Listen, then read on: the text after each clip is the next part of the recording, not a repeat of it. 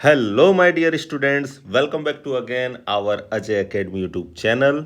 तो काफ़ी दिनों बाद हम लेके आ चुके हैं एक बार फिर से एक बहुत ही बढ़िया वीडियो जो कि जेट की जो प्रिपरेशन कर रहे हैं स्टूडेंट्स उनके लिए है। इस वीडियो के अंदर मैं आपको पीवाईक्यू सीरीज सॉल्व करवाने वाला हूं, बिल्कुल ऑफिशियल पेपर से, जो 2023 से लेकर 2017 तक के पेपर हमारे पास अवेलेबल हैं।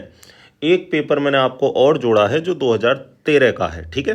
तो अगर आप इन पेपर्स को अच्छे से स्टडी कर लेते हो तो आपको आइडिया लग जाएगा कि एग्जाम में किस तरीके से प्रश्न पूछते हैं और हमें कौन कौन सा पोर्शन स्ट्रॉन्ग करना है, ठीक है। देखो, थ्योरीज पढ़ लिया आपने। थ्योरी पढ़ने के बाद अगर आप मैक्सिमम नंबर ऑफ क्वेश्चन लगाओगे तो उससे आपको ऑप्शन चूज करने में हेल्प मिलेगी और एग्जाम में आपका जो एक स्पीड है ना आपकी, वो भी मेंटेन होगी, ठीक है। चलिए तो अपन स्टार्ट करते हैं। सबसे पहले मैंने पेपर ले रखा है 2023 का, ठीक है, जॉइंट एंट्रेंस टेस्ट 2023। चलिए अब इसमें क्वेश्चन देखते हैं अपन। सबसे पहले एक बात मैं आपको बता दूं, आपको पढ़ते समय अगर आप हिंदी मीडियम के हो तो आपको इंग्लिश पर भी उतना ही फोकस करना है, क्योंकि ये जो पेपर बना रहे हैं पता नहीं सो के बना रहे हैं, कैसे बना रहे हैं, हिंदी इंग्लिश में बहुत गड़बड़ी करते हैं। मैं अभी आपको इसका प्रत्यक्ष एग्जाम्पल भी बताऊंगा, मैं धीरे धीरे जैसे पेपर करता जाऊंगा। तो आपको इंग्लिश में भी थोड़ा सा आपको प्रैक्टिस रखनी है, ठीक है, जिससे आप आसानी से क्वेश्चन को समझ पाएं अगर आपको हिंदी वाला क्वेश्चन समझ में नहीं आ रहा। तो चलिए स्टार्ट करते हैं अपन। सबसे पहला क्वेश्चन, निम्नलिखित में से कौन से तत्व अधिकांश विद्युत ऋणी हैं, ठीक है। अब देखो, विद्युत ऋणी को इसने क्या लिख रखा है, नी विद्युत, ऐसा कोई वर्ड ही नहीं है, इसलिए इंग्लिश वाला पढ़ लो। Which of the following is most electronegative elements, यानी सबसे ज्यादा अधिक विद्युत ऋणी तत्व कौन सा है। और हमें एक बात अच्छे से पता है कि पीरियोडिक टेबल में जब हम अप टू डाउन जाते हैं तो जो इलेक्ट्रोनेगेटिविटी है, जो विद्युत ऋणता है, वो कैसी होती है भाई, घटती है, ठीक है। तो ये वर्ग 14 के एलिमेंट्स आपको दे रखे हैं, ग्रुप 14 के एलिमेंट्स दे रखे हैं। कौन कौन से होते हैं, काशी गए सुनो प्रभु, ठीक है, काशी गए सुनो प्रभु। तो ऊपर से नीचे आऊंगा तो इलेक्ट्रोनेगेटिविटी घटेगी। तो मुझसे तो सबसे ज्यादा पूछा है, मोस्ट इलेक्ट्रोनेगेटिव, यानी सबसे ज्यादा तो कौन होगा भाई, जो ऊपर ऊपर है। तो सबसे ज्यादा विद्युत ऋणी तत्व कौन है इनमें, कार्बन, ठीक है। सबसे ज्यादा इलेक्ट्रोनेगेटिव एलिमेंट कौन हुआ इसमें, कार्बन। सेकंड चलते हैं अपन। हाइड्रोजन बंधन अधिकतम होता है, hydrogen bonding is maximum. Hydrogen bonding maximum किस में होती है, आप सभी जानते हो कि हाइड्रोजन बॉन्ड होता क्या है भाई, हाइड्रोजन और फोन के बीच का जो पार्शियल अट्रैक्शन है, जो दुर्बल आकर्षण बल है, उसी को हम क्या कहते हैं, हाइड्रोजन बॉन्ड। हाइड्रोजन और फ्लोरीन में हो सकता है, हाइड्रोजन और ऑक्सीजन में हो सकता है, या हाइड्रोजन और नाइट्रोजन में हो सकता है। तो इस प्रकार हाइड्रोजन बॉन्डिंग हमको किस में मिलेगी, एथेनॉल में मिलेगी। एथेनॉल का फॉर्मूला क्या होगा, C2H5OH, ठीक है। सपोज मैं एथेनॉल का जो C2H5 है उसको मैं क्या मान लेता हूँ, R, तो ROH।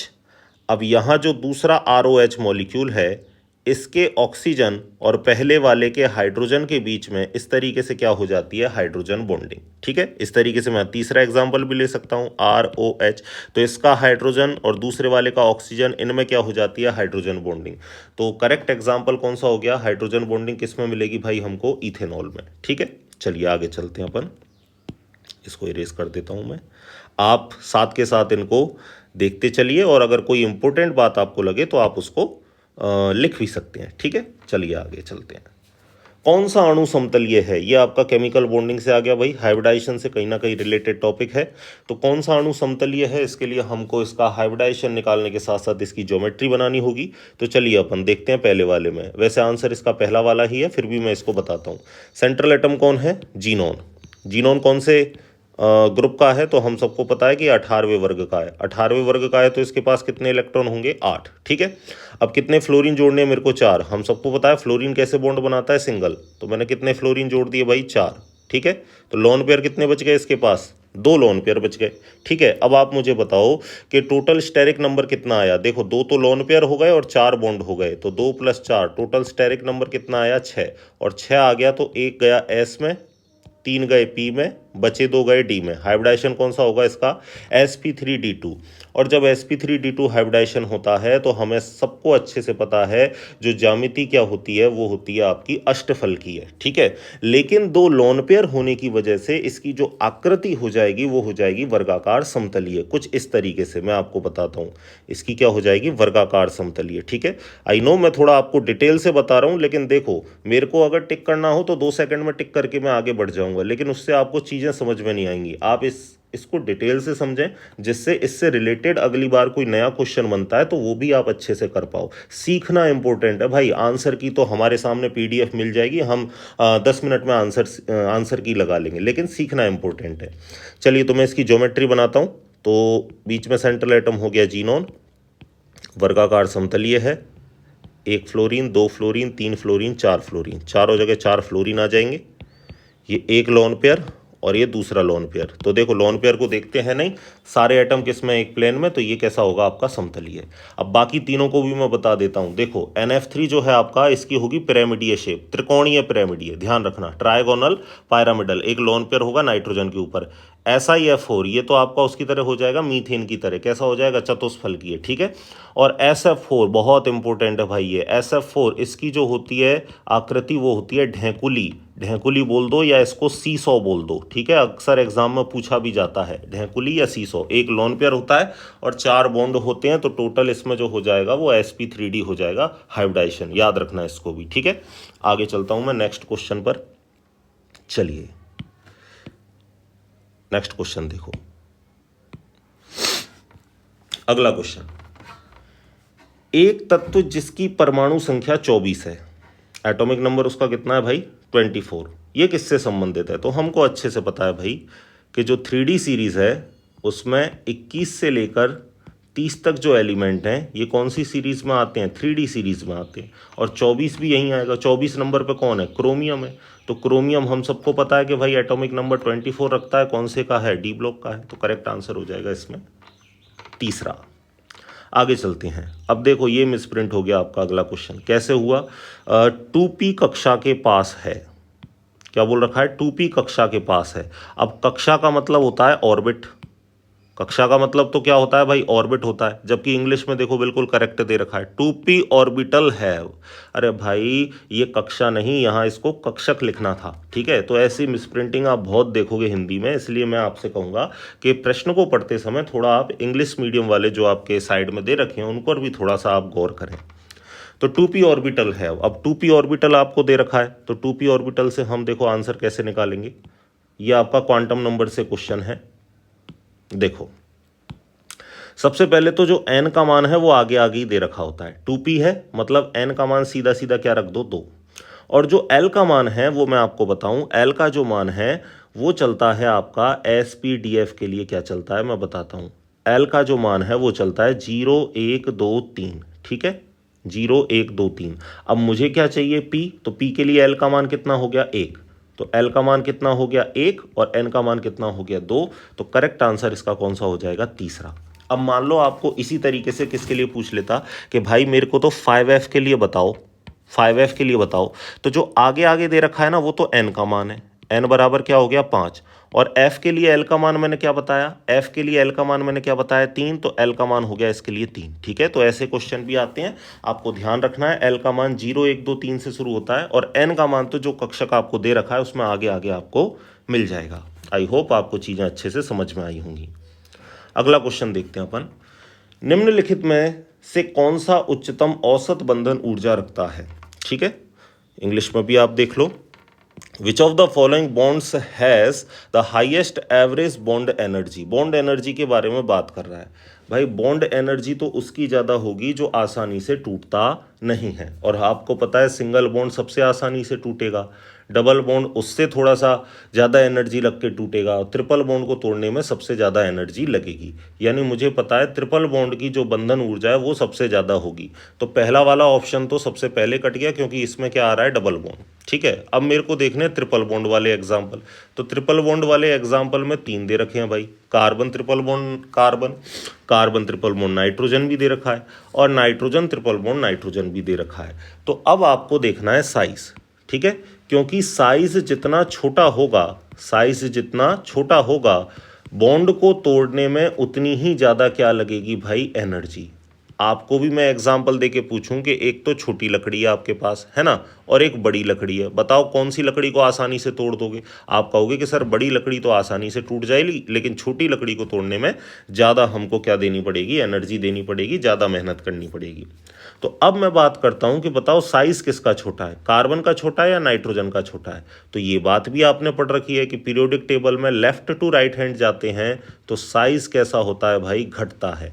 तो आपको पता है यहाँ पर कार्बन आता है और इसके बाद क्या आता है, नाइट्रोजन। यानी नाइट्रोजन का साइज कैसा है, छोटा है। और जिसका साइज छोटा होगा उसका बॉन्ड मजबूत होगा, बॉन्ड मजबूत होगा, उसको तोड़ने में सबसे ज़्यादा एनर्जी लगेगी। तो बंधन ऊर्जा अगर मैं आपको बोलूं कि किसकी सबसे ज़्यादा है, तो नाइट्रोजन, डबल बॉन्ड नाइट्रोजन की सबसे ज़्यादा है। तो करेक्ट जो इसमें आंसर है वो कौन सा आ जाएगा भाई, करेक्ट आंसर जो है वो इसमें आ जाएगा आपका ऑप्शन नंबर 4। ठीक है, ध्यान रखना है आपको। चलते हैं आगे। नेक्स्ट, किसी दिए गए एक परमाणु में किन्हीं भी दो इलेक्ट्रॉनों का मान चारों सांख्यिक अंकों क्वांटम नंबर के लिए समान नहीं हो सकता, यह कथन किसका है। तो भाई ये स्टेटमेंट जो है ये है पाउली का। ठीक है, पाउली क्या बोलता है कि भाई किसी एक ऑर्बिटल में जो दोनों इलेक्ट्रॉन हैं इनके लिए चारों क्वांटम नंबर्स समान नहीं हो सकते। या मैं आपको इसको दूसरे शब्दों में भी बता दूं तो इसने बोला किसी एक कक्षक में मैक्सिमम कितने इलेक्ट्रॉन रह सकते हैं, मैक्सिमम 2 इलेक्ट्रॉन रह सकते हैं, जिसमें से एक तो आपका एंटी क्लॉकवाइज होगा और जबकि दूसरा आपका कैसा होगा भाई, क्लॉकवाइज होगा। ठीक है, ध्यान रखना है। तो ये पाउली का है। हुंड का नियम क्या है भाई, हुंड बोलता है कि कक्षक में इलेक्ट्रॉन एक एक करके भरने हैं।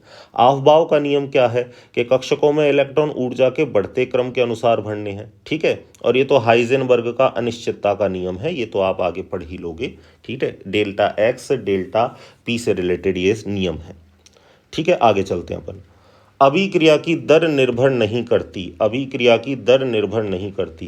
भाई ये जो क्वेश्चन है इनका ये गलत क्वेश्चन है। ठीक है, क्योंकि इसमें चारों ही ऑप्शन सही हैं, इसमें चारों ही ऑप्शन सही हैं। हालांकि इन्होंने जो करेक्ट करने के बाद जो इन्होंने आंसर की दी उसमें भी ऑप्शन गलत दे रखा है, उसमें इन्होंने कंसंट्रेशन को आंसर कर रखा है। देख ठीक है, एक बार तो प्रश्न को आप पढ़ो।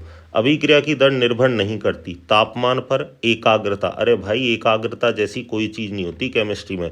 कंसंट्रेशन का हिंदी में मतलब होता है सांद्रता। मतलब इतने निठल्ले हैं ना कि एक बार पेपर को चेक नहीं कर सकते कि भाई हमने पेपर बना दिया तो चलो एक बार उसको चेक कर लें। कंसंट्रेशन को सांद्रता बोलेंगे, ये कोई हिंदी वाली कंसंट्रेशन नहीं है जो तुम एकाग्रता बोल रहे हो उसको। ठीक है, आगे चलते हैं अपन। कोई बात नहीं, देखो इसलिए मैं आपसे कहता हूँ, देखो इंग्लिश मीडियम का आप पढ़ लिया करो जिससे आपको दिक्कत ना आए। बाकी हिंदी में ये गड़बड़ी करेंगे ही करेंगे, आगामी पेपर में भी कर सकते हैं, इसलिए इंग्लिश पर आप थोड़ा सा फोकस करना।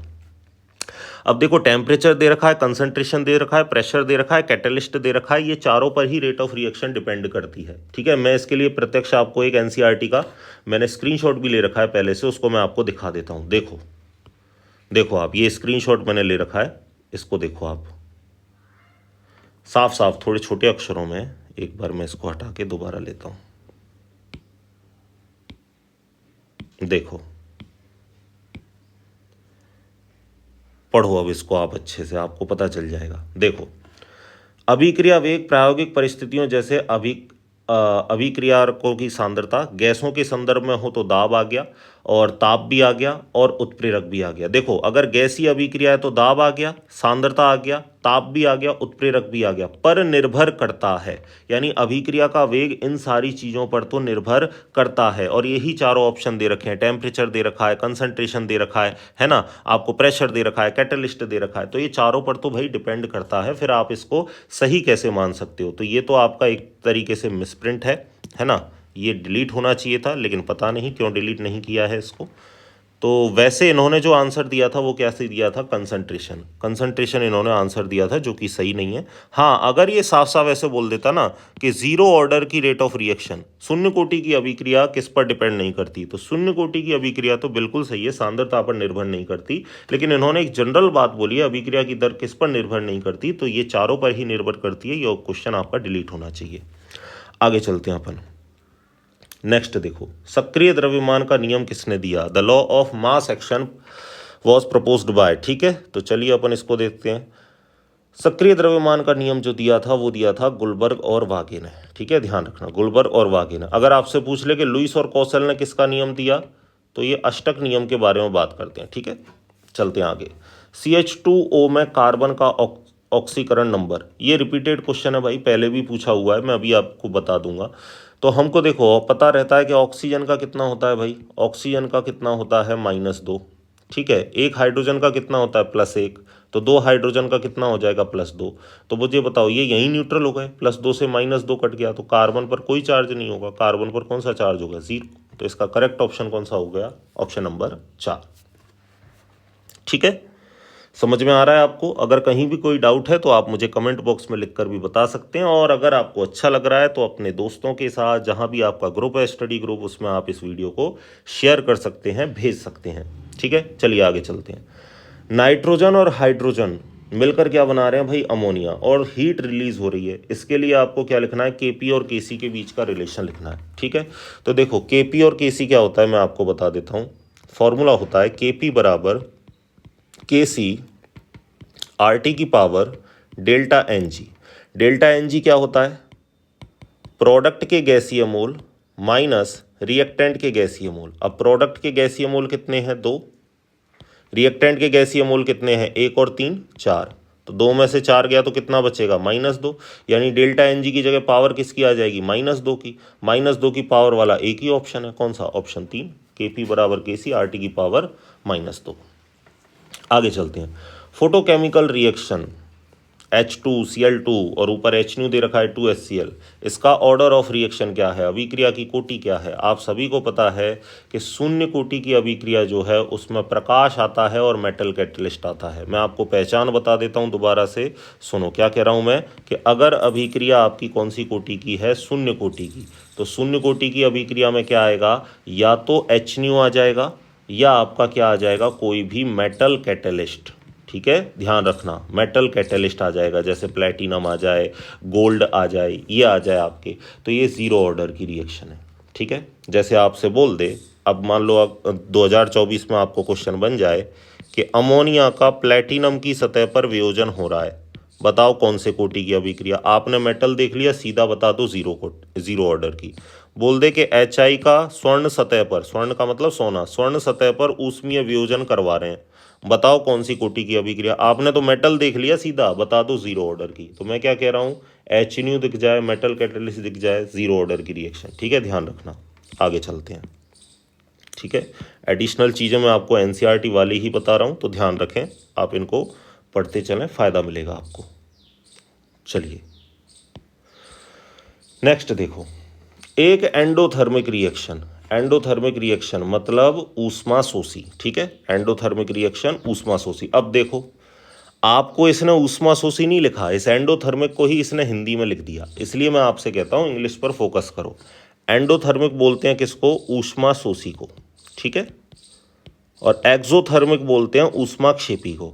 ऊष्मा शोषी के लिए डेल्टा H का मान धनात्मक होता है, या ऐसे नहीं देगा वो आपको, तो ऐसे भी लिख देगा delta H is greater than 0।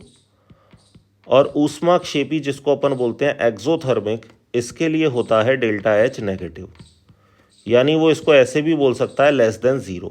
ठीक है, तो डेल्टा H धनात्मक है, धनात्मक का मतलब शून्य से कैसा होगा? ये ज़्यादा। तो करेक्ट ऑप्शन कौन सा हो जाएगा इसका? सेकंड। ठीक है, आगे चलते हैं अपन। यदि एक चक्रीय प्रोसेस है, साइक्लिक प्रोसेस है, तो उस प्रणाली की आंतरिक ऊर्जा में परिवर्तन, आंतरिक ऊर्जा का मतलब होता है डेल्टा U की बात कर रहा है ये, या ये मैं कहूँ डेल्टा E की बात कर रहा है। तो अगर साइक्लिक प्रोसेस है, याद रहे, अगर कौन सा प्रोसेस है आपका? साइक्लिक प्रोसेस है, तो साइक्लिक प्रोसेस में 2 चीज़ें 0 होती हैं। कौन कौन सी चीज़ें 0 होती हैं? एक तो डेल्टा U और डेल्टा E 0 होता है, और एक एंथैल्पी जो है डेल्टा H जो है वो भी कैसा होता है? 0 होता है। ठीक है, ध्यान रहे, साइक्लिक प्रोसेस की बात कर रहा हूँ। अगर आपसे पूछ ले कि आइसोथर्मल प्रोसेस में कौन कौन से 0 हैं, 2-4 मैं और बता देता हूँ आपको एडिशनल। आइसोथर्मल जिसको हिंदी में बोलेंगे समतापी, समतापी में भी डेल्टा U बराबर 0 होगा और डेल्टा T बराबर कैसा होगा? 0। ठीक है, आपसे बोल दे सम आयतनी, सम आयतनी को बोलेंगे आइसोकोरिक, समायतनी को क्या बोलेंगे, आइसोकोरिक। इसमें डेल्टा वी बराबर क्या होगा, 0 होगा। आपसे बोल रहे समदाबी प्रक्रम, समदाबी को बोलेंगे आइसोबैरिक प्रोसेस, तो समदाबी प्रक्रम में कौन 0 होगा, डेल्टा पी बराबर कैसा होगा, 0। ठीक है, अब समदाबी बोल दिया तो प्रत्येक बच्चा कर लेगा, लेकिन आइसोबैरिक बोल दिया तो तोते उड़ेंगे आधों के। ठीक है, तो आप ध्यान रखना, आइसोबैरिक यानी प्रेशर 0 होगा, आइसोकोरिक समायतनी आयतन 0 होगा। नेक्स्ट चलते हैं अपन। निम्नलिखित में से कौन सा सबसे मजबूत ब्रोंस्टीड क्षार है। ब्रोंस्टीड लोरी कॉन्सेप्ट से क्वेश्चन आ गया आपका, और मजबूत आपसे क्या पूछा है भाई, क्षार। तो देखो आपने एक लाइन पढ़ी होगी कि प्रबल अम्ल का दुर्बल संयुग्मी क्षार होता है। मैं लिख देता हूं, प्रबल अम्ल का, चलो कलर चेंज करते हैं, प्रबल अम्ल जो है, दिख नहीं रहा है अच्छे से, दूसरा लेते हैं, चलो। प्रबल अम्ल जो है, प्रबल अम्ल, इसका दुर्बल संयुग्मी क्षार होता है। ठीक है, इसका दुर्बल संयुग्मी क्षार होता है, यानी स्ट्रॉन्ग एसिड का वीक कॉन्जुगेटेड बेस होता है। तो अब मैं इनमें H+H+ जोड़ के एसिड बना लूं, जो प्रबल एसिड होगा उसका दुर्बल क्षार होगा, उल्टा कर दो, जो दुर्बल अम्ल होगा उसका प्रबल संयुग्मी क्षार होगा। ठीक है, यानी इनमें से जो वीक एसिड है उसका स्ट्रॉन्गेस्ट कॉन्जुगेटेड बेस होगा। तो देखो मैं आपको बता दूं वीक एसिड इनमें से कौन होगा। सबसे पहले अपन इसमें देख लेते हैं ऑर्डर लिख के, एक सेकेंड। देखो HCl, मैं लिखता हूं HClO4, दूसरा HClO3, तीसरा HClO2 और चौथा HClO। इन सब में जो सबसे प्रबल अम्ल होता है वो होता है परक्लोरिक एसिड HClO4, क्योंकि इसमें क्लोरीन का ऑक्सीडेशन स्टेट +7 होता है। और जो सबसे दुर्बल होता है वो ये होता है HClO। ठीक है, तो दुर्बल अम्ल ये है, तो दुर्बल अम्ल का प्रबल संयुग्मी क्षार होगा। ये कैसा है भाई, दुर्बल अम्ल, तो मैंने क्या कहा, दुर्बल अम्ल का क्या होगा, प्रबल संयुग्मी क्षार। ठीक है, तो करेक्ट ऑप्शन इसमें कौन सा हो जाएगा, ऑप्शन 4 ClO-। ठीक है, चलें आगे, बात आ गई आप सबको समझ में। चलिए नेक्स्ट चलते हैं अपन, अगला देखो। निम्नलिखित में से कौन से कॉलॉइड नहीं है, यानी कॉलॉइड कौन नहीं है इसमें से अपन को वो बताना है। तो यह आपका जो क्वेश्चन है ये सरफेस केमिस्ट्री से आपको मिला है। सरफेस केमिस्ट्री की बात करते हैं अपन। एक टेबल दे रखी है एनसीईआरटी के अंदर, ठीक है, उसको आप अच्छे से पढ़ लेना भाई, क्योंकि उस टेबल से लगभग ये मानो आप हर साल प्रश्न आपका बनता ही बनता है। ठीक है, चलिए आगे चलते हैं अपन। तो इसमें से कौन सा कॉलॉइड नहीं है, तो कॉलॉइड मैं आपको बता दूं इसमें क्लोरोफिल नहीं है। ठीक है, रूबी ग्लांस ये आपका कॉलॉइड है, दूध ये तो पायस या इमल्शन कह सकता हूं मैं इसको, और धुआं ये भी आपका कॉलॉइड है। ठीक है, ये तो कौन सा है, ठोस इसमें परिक्षिप्त प्रावस्था है, और गैस जो है वो इसमें परिक्षेपण माध्यम है। ठीक है, एरोसोल इसको बोलेंगे, ये पायस या इमल्शन है। ठीक, देखो एक दो बात मैं आपको और बता दूं, जैसे क्वेश्चन आ जाए आपको कि बालों की क्रीम क्या है, बालों की क्रीम किस प्रकार का कॉलॉइड है, तो याद रहे ये जेल नहीं होता, ये पायस या इमल्शन होता है, पायस या इमल्शन होता है। ठीक है, धुआं आपसे पूछ लिया गया है कि धुएं में परिक्षिप्त प्रावस्था और परिक्षेपण माध्यम क्या है। आपसे पूछ ले कि दही क्या है, पनीर क्या है। ठीक है, तो दही पनीर दोनों को जेल में रख दिया, पनीर को उसमें इमल्शन में भी रख दिया गया है। ठीक है, ध्यान रखना आप, पनीर नहीं सॉरी मक्खन को, मक्खन हुआ, दही हुआ, पनीर हुआ, ये सारे जेल में भी हैं, और मक्खन जो है वो इसको इमल्शन में भी रखा गया है। ठीक है, ध्यान रखना। आगे चलते हैं अपन नेक्स्ट क्वेश्चन पे। नेक्स्ट है अपना, निम्नलिखित में से किस यौगिक से रंगीन होने की अपेक्षा की जाती है। रंगीन कौन होगा भाई, रंगीन तो वो होगा जिसमें अयुग्मित इलेक्ट्रॉन हो, जिसमें अनपेयर्ड इलेक्ट्रॉन होंगे वो आपका कैसा होगा भाई, कलरफुल होगा, रंगीन होगा। ठीक है, अब अनपेयर्ड इलेक्ट्रॉन किस में है, CuF2 में। कैसे, क्योंकि 2 F- गए तो Cu का ऑक्सीडेशन नंबर क्या आएगा, +2, +2 आएगा तो इसमें क्या बचेगा, 3D9, और 3D9 बचेगा तो इसमें एक अयुग्मित इलेक्ट्रॉन बचेगा, इसलिए यही रंगीन होगा, बाकी सारे तो रंगहीन होंगे। ठीक, आगे चलते हैं। निम्नलिखित में से कौन सा ऑक्साइड उभयधर्मी है। Which of the following oxide is amphoteric. उभयधर्मी का मतलब जो अम्ल और क्षार दोनों से रिएक्शन कर ले, तो ये तो आपका होगा बेरिलियम ऑक्साइड। इसकी एक ट्रिक भी है, जनाबे आली ने बेकार गाया पंजाबी पंजाबी सॉन्ग, ऐसे सब भिखारी इंदौर गए। ठीक है, ये इसकी ट्रिक है। इनके जो ऑक्साइड हैं वो सारे कैसे होते हैं, उभयधर्मी होते हैं। जैसे ZnO हो गया, Al2O3 हो गया, BeO हो गया, इसके गैलियम के हो गए, ठीक है, इसके PN के हो गए, ठीक है, सारे PB है, ऐसे सब पंजाबी, आर्सेनिक, एंटीमनी, बिस्मिथ, ठीक है, सबके इनके एम्फोटेरिक होते हैं। तो आप ध्यान रखना, ZnO आपसे पूछ ले, है ना, Al2O3 एल्यूमिना पूछ ले, ये भी सारे, V2O5 पूछ ले, वेनेडियम पेंटाऑक्साइड, ये भी सारे कैसे होते हैं भाई, उभयधर्मी होते हैं। आगे चलते हैं अपन नेक्स्ट पर। देखो,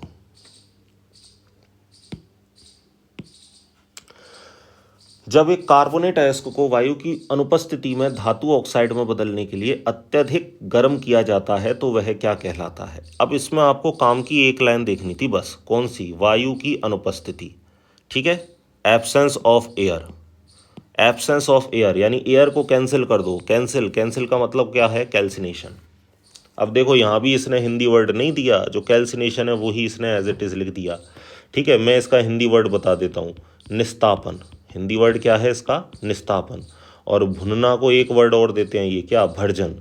तो किसी चीज़ को भूंजते हैं अपन वायु की उपस्थिति में, यानी ऐसे आ जाए कि वायु की उपस्थिति में गर्म कर रहे हो तो भर्जन बता दो, इंग्लिश में रोस्टिंग, रोस्ट कर रहे हैं, ठीक है। और वायु की अनुपस्थिति की बात करें, वायु को कैंसिल कर दो, ऑक्सीजन को कैंसिल कर दो, मतलब कैल्सिनेशन। निस्तापन, निस्तापन का मतलब नहीं है, कौन नहीं है, वायु नहीं है। तो वायु की अनुपस्थिति की बात कर रहा है, कैल्सिनेशन होगा, ठीक है, ध्यान रखना। अगर ये इसी क्वेश्चन को ऐसे पूछता कि भाई किसी उपयुक्त गालक की उपस्थिति में हम अयस्क को गर्म करते हैं तो उसको क्या कहते हैं, तो फिर आप आंसर दे देते, उसको हम क्या कहते हैं, प्रगलन। ठीक है, ध्यान रखना। निम्नलिखित में से कौन न्यूनतम पैरामैग्नेटिक गुण दर्शाता है। पैरामैग्नेटिक को हिंदी में कहते हैं अनुचुंबकीय, ठीक है। और दोनों ही बातें, चाहे अनुचुंबकीय पूछे चाहे रंगीन पूछे, ये तब ही होते हैं जब तत्व के पास क्या बचें, अयुग्मित इलेक्ट्रॉन बचें, अनपेयर्ड इलेक्ट्रॉन बचें। न्यूनतम अनुचुंबकीय गुण किसमें होंगे, जिसमें सबसे कम अयुग्मित इलेक्ट्रॉन होंगे। और सबसे कम अयुग्मित इलेक्ट्रॉन भाई यहाँ जितने भी हैं उनमें से किसके पास होंगे, कॉपर के पास, क्योंकि कॉपर जो है वही क्या दिखाता है, +1 और +2 ऑक्सीडेशन स्टेट। तो +2 ऑक्सीडेशन स्टेट में इसके केवल एक अयुग्मित इलेक्ट्रॉन बचेगा, बाकी सब तो आपके कई सारे इलेक्ट्रॉन डी शेल में रखते हैं। ठीक है, आगे चलते हैं। जब बुझे हुए चूने में पानी डाला जाता है तो अभिक्रिया होती है। तो पहले तो आप फॉर्मूला देख लो कि बुझा हुआ चूना या बिना बुझा हुआ चूना क्या है। बुझे हुए चूने का फॉर्मूला होता है CaOH का होल ट्वाइस। और अगर आपसे बोले बिना बुझा हुआ चूना, बिना बुझा हुआ चूना, इसका फॉर्मूला आपसे पूछे तो वो होता है कैल्शियम ऑक्साइड। भाई जब इस कैल्शियम ऑक्साइड में मैं पानी डाल दूंगा, यानी इसको बुझा दूंगा, तभी जाके क्या बनेगा, कैल्शियम हाइड्रोक्साइड बनेगा। तो ये तो याद रखें आप, बुझा हुआ चूना है, और बिना बुझा हुआ चूना पूछे तो वो क्या है, कैल्शियम ऑक्साइड। और कोई सा भी हाइड्रोक्साइड हो, जब भी इनको मैं पानी के साथ डालूंगा, पानी में इनको डाल दूंगा, तो भाई ये एक्सोथर्मिक रिएक्शन देते हैं। एक्सोथर्मिक रिएक्शन का मतलब ऑप्शन हो जाएगा आपका 3, ऊष्माक्षेपीय अभिक्रिया। आपने देखा होगा पुराने टाइम में, जो दिवाली के सीज़न में गाँवों में कलई भिगोते थे कि नहीं। तो जैसे ही कलई को पानी में डालेंगे, पानी उबलने लग जाता था, है ना, बिल्कुल खदकने लग जाता था। तो ध्यान रखना है आपको, चाहे हाइड्रोक्साइड कोई सा भी हो, सोडियम हाइड्रोक्साइड हो, पोटेशियम हो, कैल्शियम हो, जितने भी हाइड्रोक्साइड हैं, पानी में डालोगे, पानी अपने आप गर्म हो जाएगा, मतलब एक्सोथर्मिक रिएक्शन है। आगे चलते हैं, ठीक है। आप सभी को समझ में आ रहा है कि नहीं, और समझ में आ रहा है तो भाई कमेंट में ज़रूर लिखकर बताना आप, ठीक है। सबसे स्थिर कार्बोनेट कौन सा है। सबसे स्थिर कार्बोनेट तो वो होगा जो साइज़ में बड़ा होगा, यानी अप टू डाउन जाते हैं तो साइज़ बढ़ता है। बेटा मांगे कार स्कूटर, बाप रोए, ठीक है। तो बेरियम का जो कार्बोनेट है वो सबसे ज़्यादा स्थायी होगा। प्लास्टर ऑफ पेरिस, ये क्वेश्चन भी लगभग हर बार ही पूछे जाते हैं। POP, प्लास्टर ऑफ पेरिस क्या है। तो देखो, प्लास्टर ऑफ पेरिस का फॉर्मूला होता है CaSO4.12H2, ठीक है। मैं सारे बता देता हूँ आपको। ये तो हो गया आपका प्लास्टर ऑफ पेरिस। CaSO4.2H2, ये आपका है किसका फॉर्मूला, जिप्सम का। एक और बताता हूँ जो आपने सुना नहीं होगा, और ये भी पूछा गया है 2014 या 15 में ये क्वेश्चन पूछा था। मृत तापित प्लास्टर का फॉर्मूला क्या है। मृत तापित प्लास्टर, इंग्लिश में बोलूं तो dead burned plaster, dead burned plaster. तो डेड बर्न प्लास्टर कौन है? CaSO4। 3 क्वेश्चन हो गए इसमें। CaSO4 अकेला मृत तापित प्लास्टर, अगर आधा जल का अणु जुड़ जाए तो POP, 2 जल के अणु जुड़ जाए तो जिप्सम, याद रखना। आगे चलते हैं। जिंक परिवर्तित ऑक्सीकरण अवस्था क्यों नहीं दर्शाता? अरे जिंक में क्या होता है भाई, पूरा डी शेल फिल होता है, पूरा कंप्लीट होता है, तो कहाँ से दिखाएगा परिवर्तित ऑक्सीकरण अवस्था? तो कंप्लीट डी सब शेल, इसका करेक्ट ऑप्शन है पहला। अब देखो ये जो क्वेश्चन है ना, ये जो आपके एग्रीकल्चर केमिस्ट्री वाले हैं भाई, ये मेरा इसमें आइडिया थोड़ा सा कम है। मैं आपको केवल जो आंसर की है उसके अकॉर्डिंग मैं आपको टिक करके बता देता हूँ कि भाई इन्होंने क्या आंसर दिया। बाकी इनको आप जो भी आपके एग्रीकल्चर केमिस्ट्री वाले जो टीचर हैं उनसे आप इनको अच्छे से समझ सकते हैं। मैं केवल आपको टिक करके बता रहा हूँ कि आंसर की में किसका क्या आंसर दे रखा था। तो क्वेश्चन नंबर 25 इसका आंसर है 4, आप देख लेना। आगे चलते हैं। क्वेश्चन नंबर 26 इसका आंसर है 2। क्वेश्चन नंबर 27 का आंसर दे रखा है आपको 2। क्वेश्चन नंबर 28 का आंसर दे रखा है आपको 4। वायुमंडल में मृदा में चक्रित होता है, वायुमंडल में सबसे ज़्यादा नाइट्रोजन गैस ही होती है, ठीक है, 78% के आसपास, तो इसमें 4 है। सूप और स्नैक्स में मोनोसोडियम ग्लूटामेट, ये आंसर दे रखा है। किसका उपयोग जैव उर्वरक के रूप में नहीं किया जाता? जैव उर्वरक के रूप में शैवाल का उपयोग नहीं किया जाता।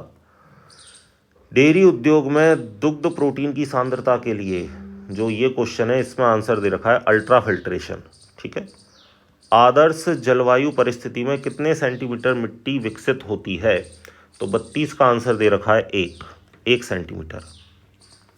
अब अपना क्वेश्चन आ गया, एल्केन्स में हाइब्रिडाइजेशन पूछ रहा है कार्बन का, hybridization of carbon in alkenes, ठीक है। तो एल्केन्स में कार्बन कार्बन के बीच कैसे बॉन्ड होते हैं? Single bond. और जब कार्बन सिंगल बॉन्ड होता है तो संकरण कौन सा होता है? sp3। करेक्ट आंसर कौन सा हो जाएगा? 3, ठीक है। चलो एक बात और मैं बता देता हूँ, कार्बन के 3 हाइब्रिडाइजेशन है, sp3, sp2 और sp। जब सारे बॉन्ड सिंगल हो तो sp3 बता देना, जब एक डबल बॉन्ड हो तो sp2 बता देना, एक ट्रिपल बॉन्ड हो, ठीक है, या इस तरीके से कार्बन के पास 2 डबल बॉन्ड हो तो संकरण कौन सा बता देना? sp। या तो एक ट्रिपल बॉन्ड हो या कार्बन के पास इस तरीके से 2 डबल बॉन्ड हो तो sp, एक डबल बॉन्ड हो तो sp2, ठीक है। काम आएगी ये बहुत चीज़ है, हाइब्रिडाइजेशन से क्वेश्चन फिक्स है भाई, पूछता ही पूछता है। IUPAC नाम पूछ लिया आपसे इसका, अब IUPAC नाम बताते हैं अपन। IUPAC नाम क्या होगा भाई? IUPAC नाम में एक ही फॉर्मूला लगता है, PCA, प्रतिस्थापी कार्बन श्रृंखला अनुलग्न। तो सबसे लॉन्गेस्ट कार्बन की सीरीज कितने कार्बन की श्रृंखला? 2 की, तो ये पूरा क्या बच गया? प्रतिस्थापी। और इसका प्रतिस्थापी में नाम क्या होगा? मैथॉक्सी, तो मैथॉक्सी नाम हो गया। कार्बन श्रृंखला 2 कार्बन की, तो एथ, सारे बॉन्ड सिंगल तो अनुलग्न एन, नाम क्या होगा? Methoxy ethane. कहाँ मिल रहा है? Option number 2, methoxy ethane. आगे चलते हैं, सेकंड नंबर का ऑप्शन। जब एथिल क्लोराइड नेस्केंट हाइड्रोजन के साथ रिएक्शन करता है तो क्या उत्पाद देता है? नेस्केंट हाइड्रोजन से रिएक्शन करने पर ZnHCl होते हैं एक्चुअल में, ये नेस्केंट हाइड्रोजन देते हैं, और जो एल्किल क्लोराइड है उसको किस में बदल देते हैं? एल्केन्स में बदल देते हैं। तो इन्होंने एथिल क्लोराइड ले रखा है, तो एथिल से तो क्या बन जाएगा भाई? एथेन बन जाएगा। करेक्ट ऑप्शन हो जाएगा 4, ठीक है, ध्यान रखना। सांद्र H2SO4 द्वारा उत्प्रेरित अल्कोहल के साथ कार्बोक्सिलिक एसिड की प्रतिक्रिया को कहा जाता है, ठीक है। सांद्र H2SO4, देखो जो सांद्र H2SO4 है ना, इसका काम है वाटर मॉलिक्यूल को बाहर निकालना, और ये वाटर मॉलिक्यूल को निकालकर एस्टर बनाते हैं। क्या बनाते हैं? एस्टर। तो कार्बोक्सिलिक एसिड जैसे मैं ले लूँ आपके सामने RCOOH, ठीक है, प्लस ROH, तो यहाँ से क्या निकलता है? वाटर मॉलिक्यूल, और बनता क्या है? RCOOR, यानी एस्टर बनता है। और एस्टर का बनना क्या कहलाता है? एस्टरिफिकेशन। तो ध्यान रहे, इसको निर्जलीकरण नहीं कहते, इसको डिहाइड्रेशन नहीं कहते, इसको क्या कहते हैं? एस्टरिफिकेशन, क्योंकि एस्टर का फॉर्मेशन होता है, ठीक है, ध्यान रखना। अगले क्वेश्चन पर चलते हैं। हाइड्रोजन हैलाइड के प्रति विभिन्न प्रकार के अल्कोहलों की क्रियाशीलता का सही क्रम कौन सा है? देखो, जब एल्किल हैलाइड की रिएक्शन, एक सेकेंड, जब अल्कोहल की रिएक्शन हम किससे करवाते हैं? हाइड्रोजन हैलाइड से, जब अल्कोहल की रिएक्शन हम किससे करवाते हैं, हाइड्रोजन हैलाइड से, तो अल्कोहल में कौन सा बॉन्ड टूटता है, कार्बन और ऑक्सीजन के बीच का। ठीक है, तो कार्बन सबसे ज़्यादा कौन सा कार्बोकैटायन सबसे ज़्यादा स्टेबल होता है, 3 डिग्री, इसलिए जो करेक्ट ऑर्डर है अल्कोहल का वो कौन सा रहता है, 3 डिग्री, 2 डिग्री और 1 डिग्री। तो करेक्ट ऑप्शन इसमें आ जाएगा चौथा, 3 डिग्री, 2 डिग्री, 1 डिग्री अल्कोहल। इससे रिलेटेड एक टेस्ट और है जिसको हम बोलते हैं ल्यूकास टेस्ट। ठीक है, ये भी मैं आपको बता देता हूँ, ल्यूकास टेस्ट। शुष्क ZnCl2 प्लस कंसनट्रेट HCl, ठीक है, इसको ल्यूकास अभिकर्मक बोलते हैं अपन। और ल्यूकास अभिकर्मक के साथ सबसे तीव्रता से कौन दे देता है रिएक्शन, टर्सरी अल्कोहल। कौन नहीं देता रिएक्शन, ऐसे पूछ ले तो प्राइमरी नहीं देता, टर्सरी सबसे ज़्यादा देता है, तुरंत आविलता देता है। ठीक है, ध्यान रखना, कुछ एडिशनल बातें हैं, सुनते जाओ, काम आएंगी आपको। ठीक, चलिए आगे चलते हैं। सोडियम बेंजोएट और सोडा लाइम के मिश्रण को गर्म करने पर, सोडा लाइम, एक बार तो इसी को देख लो, कई बार इसी को सीधे पूछ लेते हैं। सोडा लाइम क्या होता है, NaOH प्लस CaO का मिक्सचर। NaOH का रेशो होता है 3 और CaO का होता है 1। ठीक है, ये ध्यान रखना सोडा लाइम का फॉर्मूला। इसको हम काम में लेते हैं विकार्बोक्सिलीकरण करवाने में। ठीक है, यानी जब हमें CO2 को कहीं से बाहर निकालना होगा तो हम सोडा लाइम की हेल्प लेंगे। अब इन्होंने जैसे जैसे बोला है वैसे वैसे रिएक्शन लिख लो। सोडियम बेंजोएट यानी बेंजीन, ऊपर क्या लगा दूं, COONA। ठीक है, और सोडा लाइम की रिएक्शन करवा दो, यानी NaOH प्लस CaO। होता क्या है, ये पूरा अणु निकल जाता है किसके रूप में, Na2CO3 के रूप में, और ये जो बची हाइड्रोजन है ये बेंजीन के ऊपर जाके जुड़ जाती है, यानी इससे जो फॉर्मेशन होता है वो किसका होता है, फॉर्मेशन बेंजीन का। ठीक है, तो करेक्ट ऑप्शन हो जाएगा सेकंड। और अगर कोई मान लो एल्किल समूह होता तो एल्किन बन जाता, मैं RH लिख देता। ठीक है, लेकिन उन्होंने बेंजीन दे रखा है, बेंजीन वाला एक डेरिवेटिव दे रखा है तो यहाँ पर बेंजीन बनेगा। अगर कोई R समूह दे रखा होता तो एल्किन बन जाता। ठीक है, ध्यान रखना। पॉलीएक्रिलोनाइट्राइल, भाई ये तो पॉलीमर से आ गया, और पॉलीमर से भी लगभग 1-2 क्वेश्चन आपके हर साल आते हैं, तो पॉलीमर से पूछ लिया ये क्वेश्चन।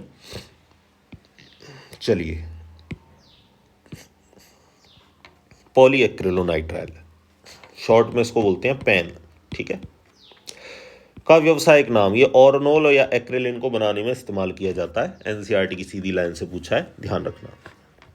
निम्न में से कौन से बहुलक थर्मोप्लास्टिक हैं, देखो थर्मोप्लास्टिक को हिंदी में बोलते हैं ताप सुनम्य, ठीक है, या ताप सुघट्य। ठीक है, और एक होता है थर्मोसेटिंग प्लास्टिक, उसको बोलते हैं ताप दृढ़। ठीक है, तो थर्मोप्लास्टिक में ये आ जाएगा आपका पॉलीस्टायरीन, ध्यान रखना, ये ताप दृढ़ में आएगा, ताप सुनम्य में या थर्मोप्लास्टिक में पॉलीस्टायरीन आएगा। 2 यहाँ पर मैं आपको क्वेश्चन और बता देता हूँ।